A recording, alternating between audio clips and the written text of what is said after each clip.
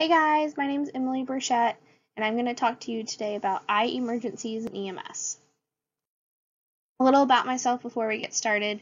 I'm a current graduate student at CUSOM, so Campbell University School of Osteopathic Medicine. I'm getting my Master of Science in Biomedical Sciences, so a lot of fun. I'm a National Registry Medic. I have been for the last 3 years, and I've been in EMS for a total of 5 going on 6. I originally obtained my Bachelor of Science in Biology from NC State. Go Pack! I enjoy running, and I have a spoiled rotten dog, as most dogs are. So the top picture is him when he's got his winter coat, as I like to call it, and then the bottom picture is him and I. So some learning objectives for today's lecture. I want you to understand and be able to identify some of the anatomy of the eye. I want you to know what parts of the eye belong into which section. I want you to be able to identify the emergencies that go on with each part of the eye, and I'll talk some more about that. And then I want you to just be able to better handle eye emergencies. So I know that it's a scary thing. Eyes are. People either love them or hate them. There are not a lot of people who actually like eyeballs and eye emergencies. So that's one of the reasons I chose this topic today. First things first, I want you guys to divide up into groups of 3 or 4 and take about 5 minutes to just come up with a list of things that you know, whether it be eye emergencies, eye diseases, the different parts of the eye. I just want you to get brainstorming and to think about the eye in general. So this is a pretty standard picture that you'll see of the eye. And I'm going to try to make it easy for you guys. Ignore all of these labels. We can get back to those later. But this is how I think of the eye. I divide it into 3 sections. So I divide it into the anterior part, anterior chamber, you could say. Let's change colors. The lens. So all this area here. Oop, that was a great circle. And then the rest as the posterior chamber. So most of the eye is actually your posterior chamber. Okay? So when you think of the eye, what you're looking at and what you see generally is the anterior chamber, and then you can also see the lens. So someone with cataracts or a really dense lens, you would be able to see that through. So the pupil, the opening here, yeah, there we go. The opening right here that the light comes through it's going through the lens. So let's erase that because it's kind of ugly. But so it's going through the lens. Let's move to the next slide. Again, this is how I break up the eye. This is what makes sense to me. This is how I learned it. And I think it'll be a lot easier for you guys to comprehend if you kind of break it up into sections instead of thinking it as one big ball or globe, as I should say. So again, the anterior chamber really is what you see. The lens is kind of that middle section, and then the posterior chamber is actually a majority of the eye ball itself. So the anterior chamber, that is made up of the ciliary body, the trabecular meshwork, the cornea, so that clear outer layer that we all see. Well, you can't really see it because it's clear, but that we see that. The iris, the iris is the colored part of the eye. The pupil, like I said, is that hole in the middle, and then the anterior chambers where you have some aqueous humor in the front. So that is your anterior chamber. Okay, I don't expect you to know all of these terms. I just expect you to, pick out the big ones. So the cornea, right? That's your outer layer. Your pupil, you should be able to know that one. Iris, right? You don't necessarily need to know the ciliary body. That's kind of advanced, but ciliary body and trabecular meshwork are important when we talk about diseases of the anterior chamber, or diseases in general. The eye, when we speak of diseases of the eye, it's usually of the eye as a whole and not just of the different sections that we divide it into. So again, cornea, iris, and pupil. That's really what makes up Oh, and anterior chamber. You should know that one as well. That's what makes up the anterior chamber. Okay. So again, these are the parts that you can see. So shines on this, that's really just a glare spot. The pupil is that hole right in the middle. Sclera is the white part, so that should also have been on the previous slide. Sclera is another important term for the anterior chamber. Really, not the anterior chamber, but it's the outer part that you can see. So since it's outer part, I also include that in the front of the eye. Iris, again, that's your color. So we're looking back through this person's lens, through the pupil, through the lens, back on to the retina and the macula. Okay? So that's what makes up your anterior chamber. Again, the sclera is not technically part of the anterior chamber, because the anterior chamber is really just this area here, and then if you look at it three-dimensionally, going deep as well. The sclera is the white part that makes up, is the white part of the eye that we see. The sclera is covered by conjunctiva, so that's also part of the eye that, again, you don't need to worry about that.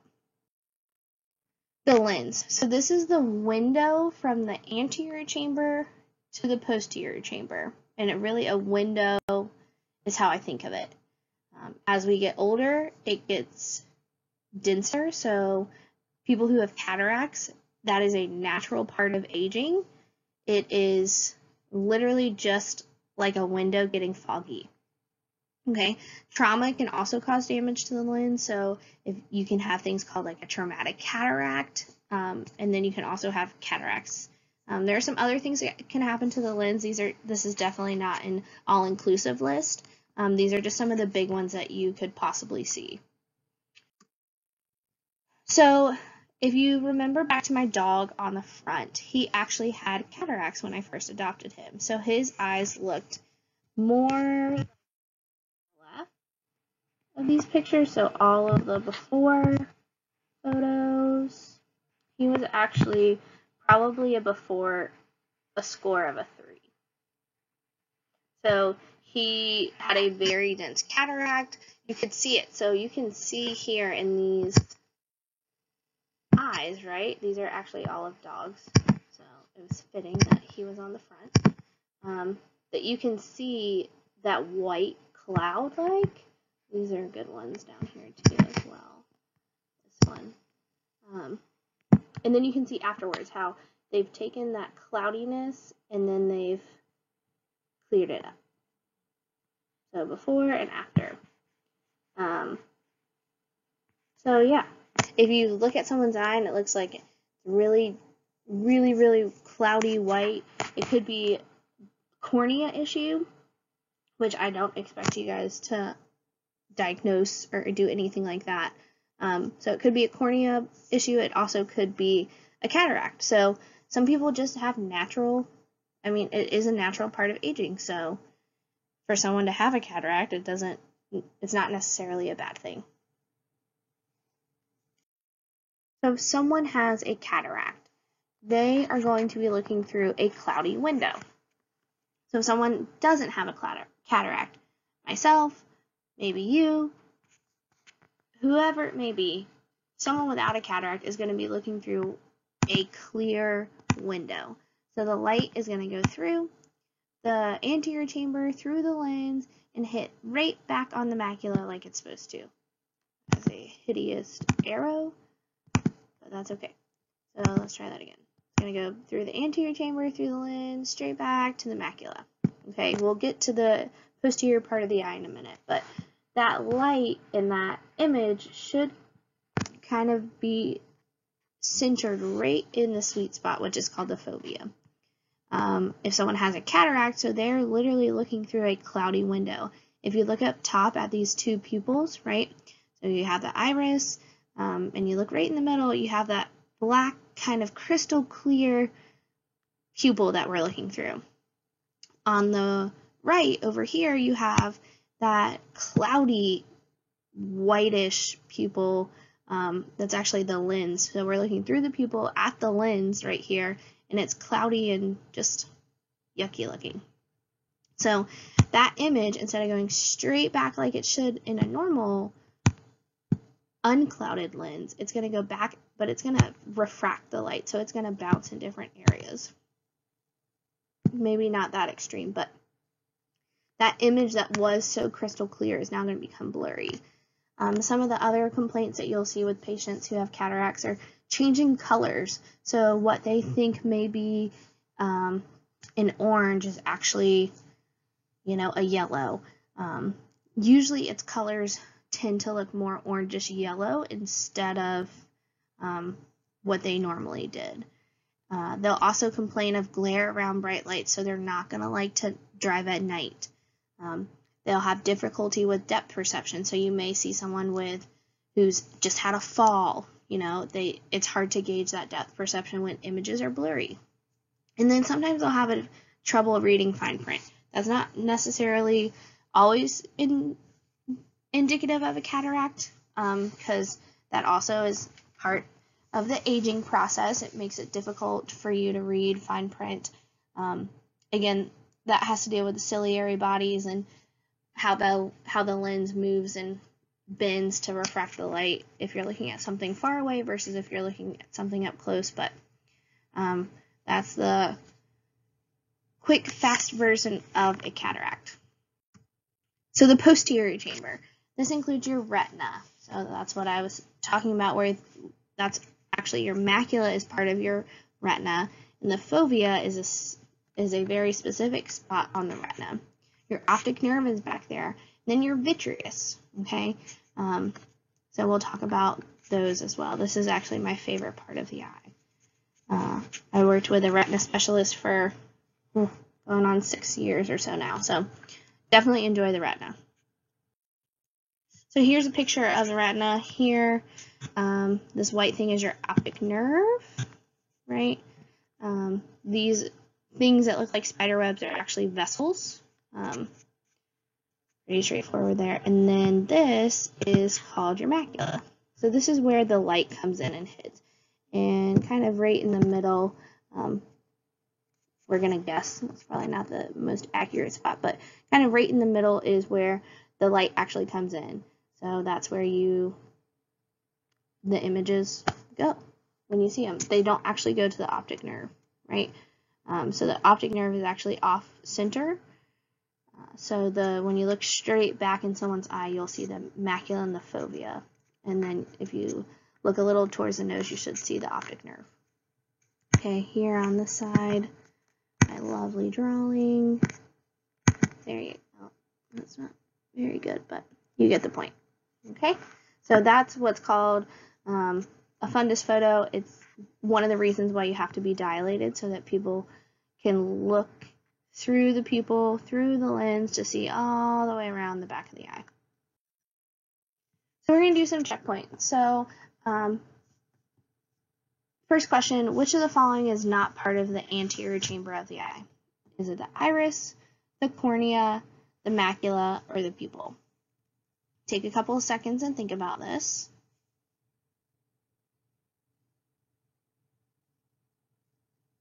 And you should have come up with the macula is not part of the anterior chamber of the eye. So remember, the iris is the colored part, the cornea is the clear outermost layer, and then the pupil is the kind of the black hole that the iris makes, that is what we're able to look through to see the lens and the macula. Number 2, which of the following is not part of the posterior chamber of the eye? Is it the optic nerve, the pupil, the macula, or the vitreous? Take a couple seconds and think about this.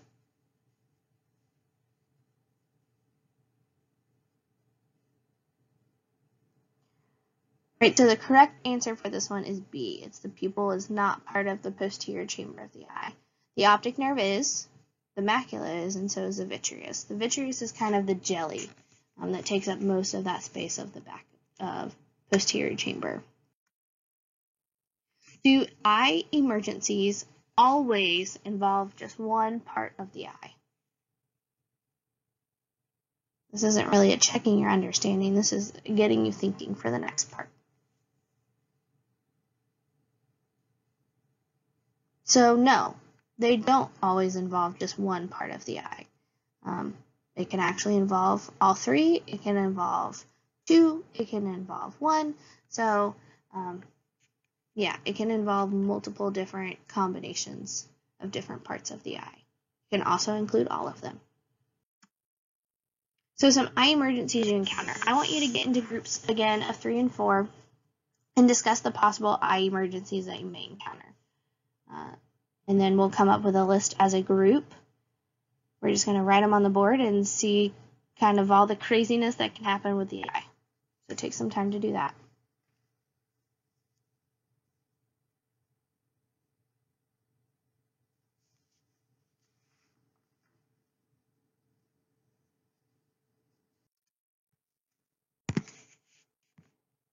So here are some common responses that I've gotten. Chemicals in the eye is very common. Why do we see that? Why do you think we see that? Because people don't want to wear their eye protection. Very, very, very important. Foreign body of some sort in the eye, so that could be, that is a very, very, very big range of things. So that can be an eyelash, it can be a piece of metal, it can be a BB gun. I've seen that. I've seen a chicken scratch someone's eye. So it could be someone that got hit in the face by a branch when they were running through the woods. Anything, a nail, I'll tell one of my favorite stories a little later, but you can have someone who's been punched in the face or in the eye. Generalized eye pain. Sometimes people will complain of like bumps or zits on their eye. That's not necessarily an eye emergency, but as we all know in EMS, we get called for some crazy things. A sudden loss in vision. So there are also a lot of things that can lead to this. This is one of your more serious ones that we probably will not get to in today's lecture because there's a lot that goes into that. But sudden loss in vision is a big one. And the list goes on. There are a ton of different things that can happen to the eye.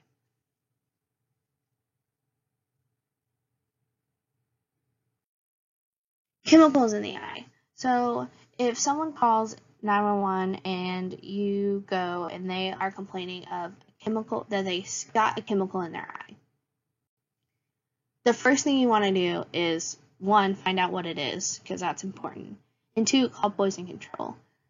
Who here has poison control in their phone or knows the phone number?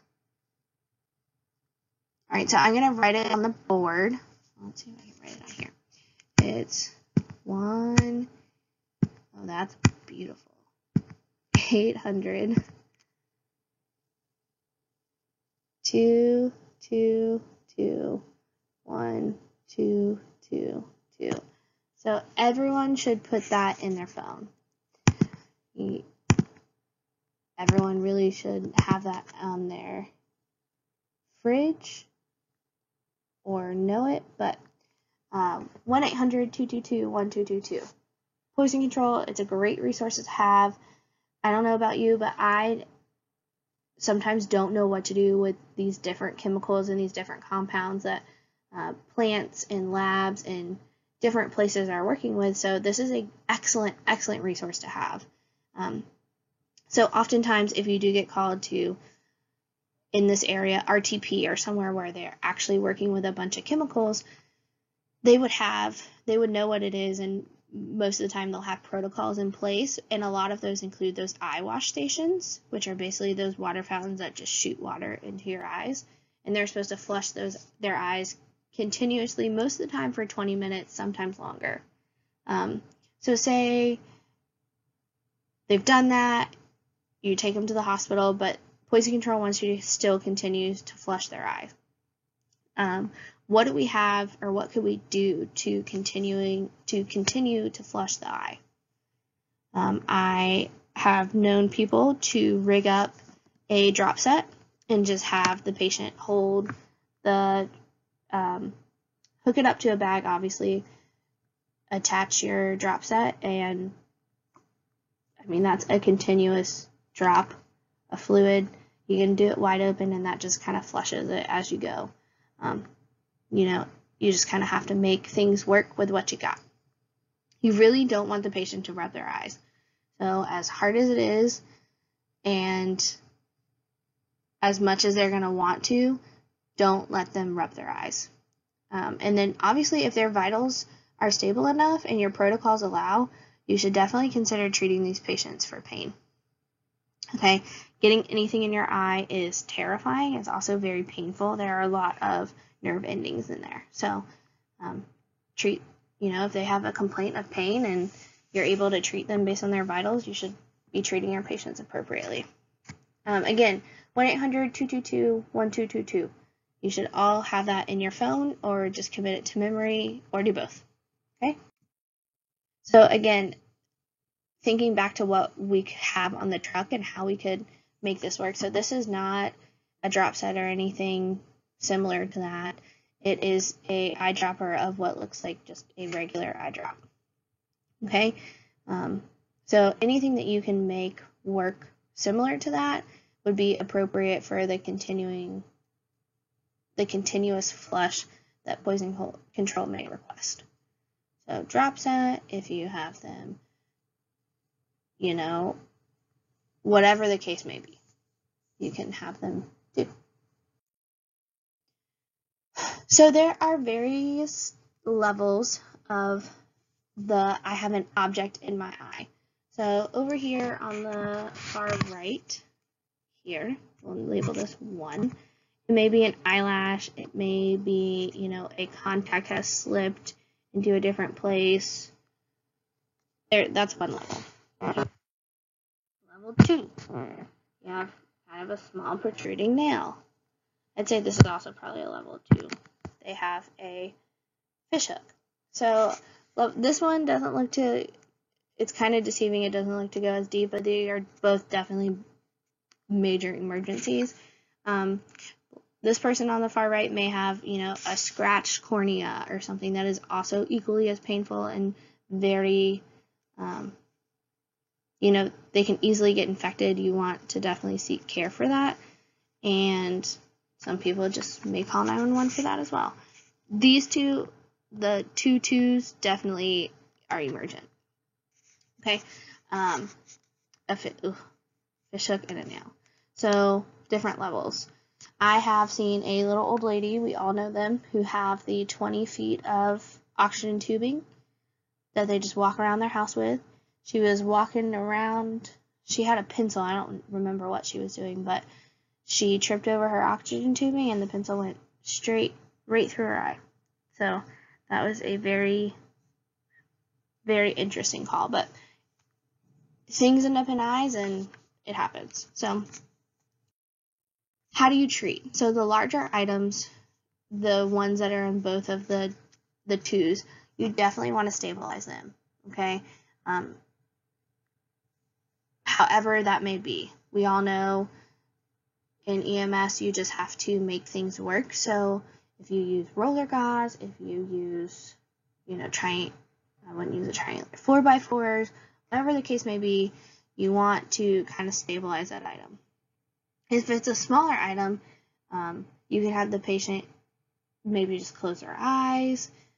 You want to definitely make sure that if they have a larger item in their eye, like a fishhook or a nail or a pencil, you want to make sure that you cover both eyes.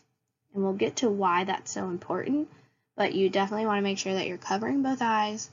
You treat for pain if their vitals are stable enough and that you're able to. And you want to make sure you don't pull it out. So the patient with the nail in their eye, we don't pull things out of bodies, okay? We leave them. The fishhook, definitely please don't pull any of those out. Just leave them where they are, stabilize them as you find them, and for those 2, you want to cover both eyes. For the one that was smaller that could have been an eyelash or a corneal abrasion, you don't necessarily have to cover both eyes, but try to have the patient keep their eyes closed. Okay, for the chemicals, that is a completely different situation, so this does not apply to that. This is for an object in the eye. So why do you think we want to cover both eyes? Think about it for a little bit.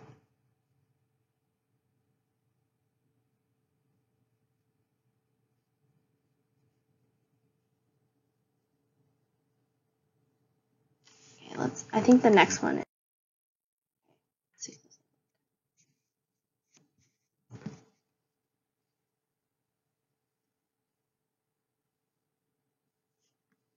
There we go.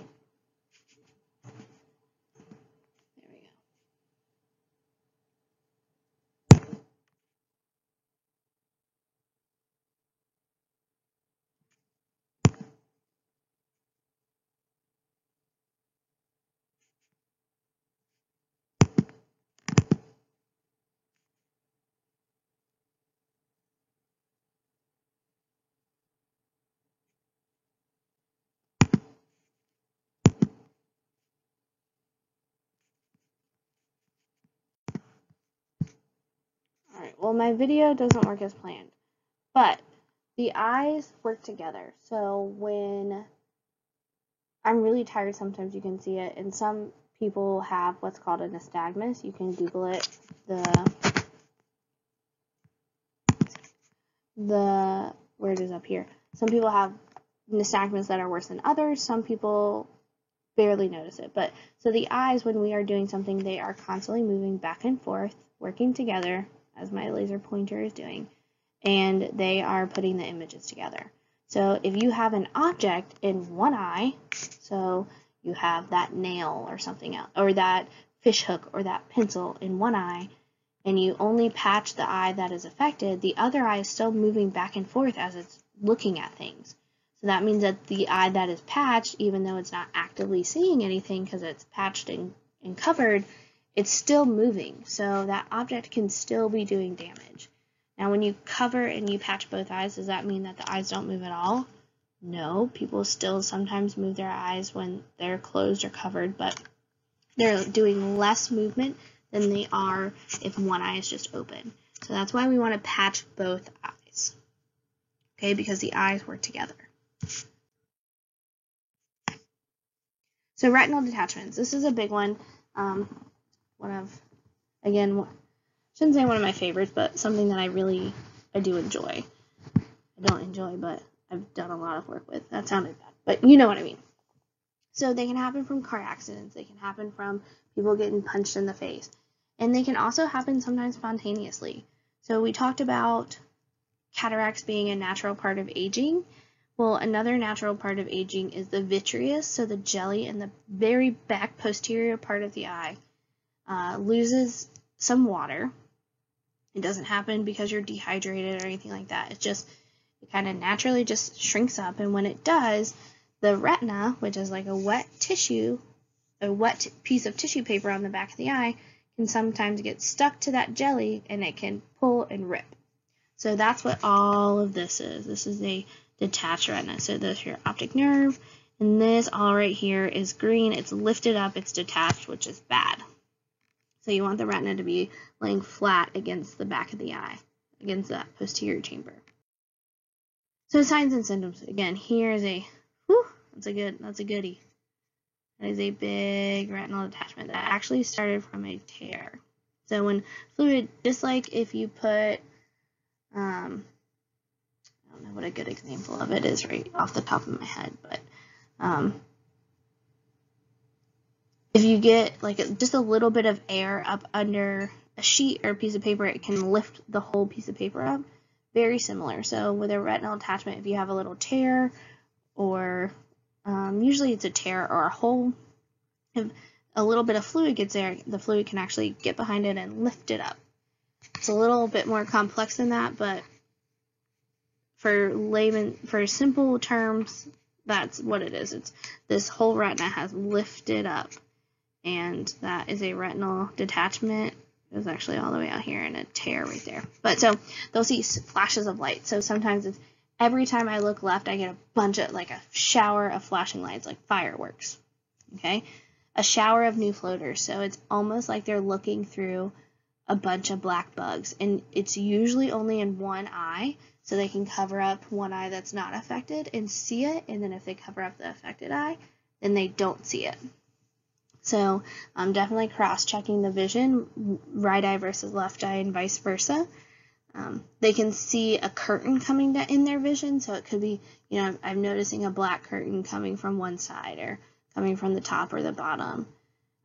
They're not able to see past a certain point, so especially if they see that curtain coming, they're not able to see past that. So this person wouldn't be able to see kind of past where this detachment is because there's no photoreceptors that are working there because they're all lifted up off of the retina.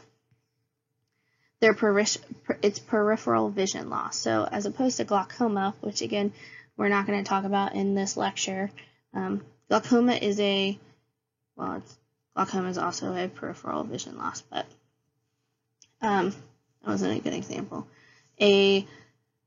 If someone has a stroke of the eye, so a central retinal artery occlusion, they can have central vision loss, or macular degeneration, they can also have central vision loss.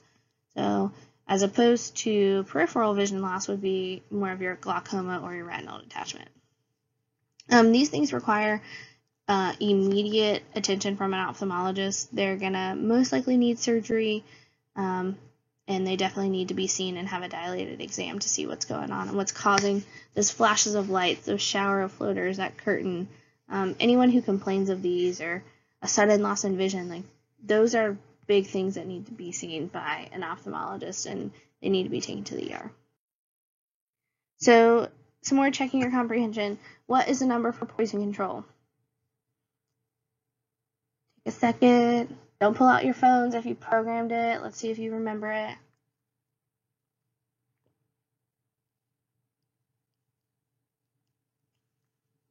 Right, so it is C, 1-800-222-1222.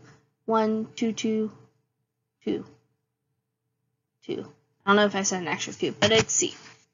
Okay, 1-800-222-1222.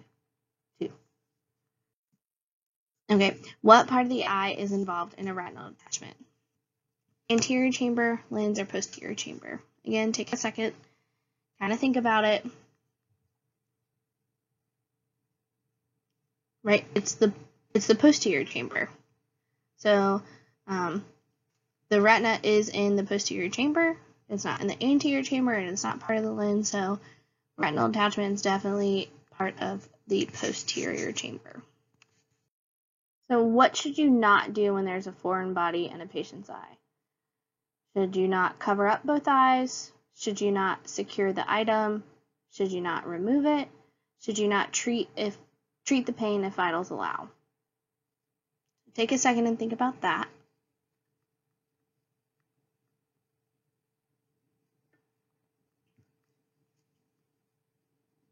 Right, you should not remove it. Get my pointer back. So you should not remove it. You should cover both eyes. Why should we do that? Can anyone tell me? Right, because the eyes work together. They're constantly moving back and forth. So if you only cover one eye, the eye that you cover is still going to be moving back and forth, just like the one that is uncovered is. So go ahead, cover both eyes so that you prevent any more damage from being done. You should definitely secure the item, especially if it's a pencil or a nail, anything big. You don't want to risk, someone bumping it or something happening to it. So you definitely want to secure it. And anything in the eye is scary and painful. So treat your patient, right? Treat what they complain of. Treat their symptoms. Give them pain medicine if their vitals are stable enough, and treat them how you would want to be treated. But we definitely are not going to remove it. We're going to leave it where we found it. So a review. We discussed the anatomy of the eye. I divided into 3 sections for you. So you have that anterior chamber, which is your iris, your pupil, your cornea. We're not including the sclera, but sclera is there too. Sclera is really all around the eye. That's what gives it that shape. your aqueous humor, and your anterior chamber. Then you have your lens, which is held by different things that you don't need to know about, but you have your lens in the middle, and then you have your posterior chamber, which makes up a majority of the eye. Your posterior chamber has your macula, your optic nerve, your vessels are back there. You have your vitreous humor, so kind of quick, dirty anatomy of the eye. We discussed eye emergencies in different parts of the eye. We didn't talk too much about emergencies in the anterior chamber by itself, but we will get to that in another PowerPoint. And we didn't talk too much about strokes of the eye because that can be a whole 45 minutes of its own. We reviewed how to care for those emergencies that we did cover, so the retinal detachments, the objects in the eye, and the chemicals. So who can tell me what we do for someone who's got chemicals in their eye? Right, so remember, we want to first identify what the chemical is. We can't really tell poison control. I mean, I guess we could. We don't know what it is because they're going to give us generic advice, and if we can figure out what it is, or if the patient knows what it is, that's the best. The more information we have calling poison control, the better. So find out what it is. Call poison controls, see what they want you to do. Sometimes it'll say on the bottle, we've all read, if you get this in your eye, flush and call poison control. So that's what we do. We went over how to make a makeshift eye flush in the back of the truck. So you guys should all do that if you ever need it.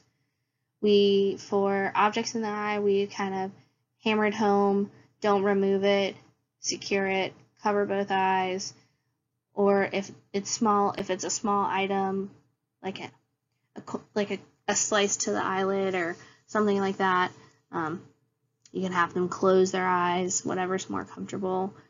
And if it's a big item, we definitely want to cover it.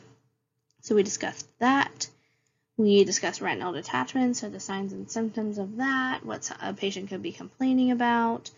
And for those, there's really nothing you can do but get them to the hospital or to an ophthalmologist and have them be evaluated, right? Because neither one of us, I'm not doing surgery on an eye, and neither are you.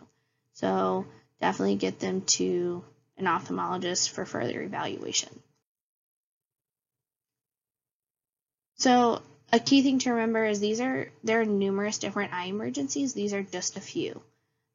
This is in no means an all-inclusive list. There are tons and tons of things that can happen to the eye, to the eyelid, we've all seen those people who have been hit just right in the corner of the eye and have sliced open their eyebrow. I have a scar from 11 sutures from a soccer game. But the face and the eye, all very vascular. Lots of things can happen. So these are just some of the big ones some big takeaways. Some things that we see more often in EMS than we really think about. So does anyone have any questions? I'm happy to answer anything that you have. I am in no means an expert. I have just spent a lot of time in the eye world and have seen a lot of different things, and am sharing some knowledge that I have. So if you have any questions, let me know. Hope you enjoyed this, and I hope if you have an eye emergency in the near future, you'll feel more confident in handling it. Thank you so much.